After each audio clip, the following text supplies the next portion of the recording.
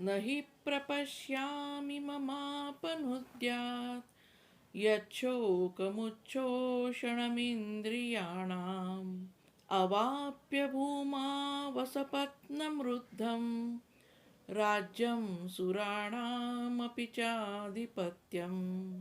अर्जुन म्हणतो, माझ्या मनातील हा जळजळीत शोक जो माझ्या इंद्रियांना थकवतो, कोरडा करतो, तो दूर करण्याचा काहीही मार्ग मला दिसत नाही. अगदी संपूर्ण पृथ्वीवर बिनविरोध राज्य मिळाले किंवा देवतांवर अधिपत्य मिळाले तरी सुद्धा हा शोक नाहीसा होईल असे मला वाटत नाही.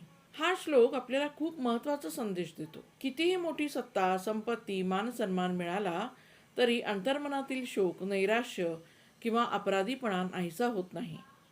याचाच अर्थ भौतिक सुख अपुरे असते.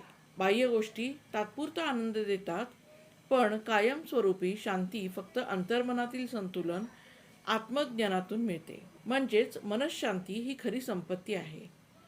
मोठ्या यशाच्या, जबाबदाऱ्या किंवा स्पर्धेच्या क्षणी मन निराश होते, तेव्हा समाधान मिळवण्यासाठी बाहेर शोधण्याऐवजी आपण आतमध्ये अध्यात्म, योग्य मार्गदर्शन आणि आत्मचिंतनाकडे वळणं गरजेचं आहे.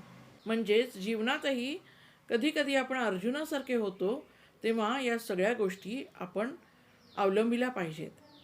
श्रीकृष्ण येथे आपल्याला दाखवतात की माणसाचा खरा प्रश्न हा बाह्य समस्या नसतो, तो त्याच्या दृष्टिकोनात असतो. मनाच्या अंधाराला संपत्ती, पद किंवा सत्ता नाही मिटवू शकत. ते फक्त आध्यात्मिक शहाणपणानेच नष्ट होऊ शकते. हाच भगवंताचा खरा संदेश आहे. थोडक्यात बाह्य यश, सत्ता, संपत्ती याने अंतर्मनातील शोक मिटत नाही. खरी शांती आत्मज्ञान, योग्य विचार आणि दिव्य दृष्टिकोनानेच मिळते. श्रीकृष्णार्पणमस्तु.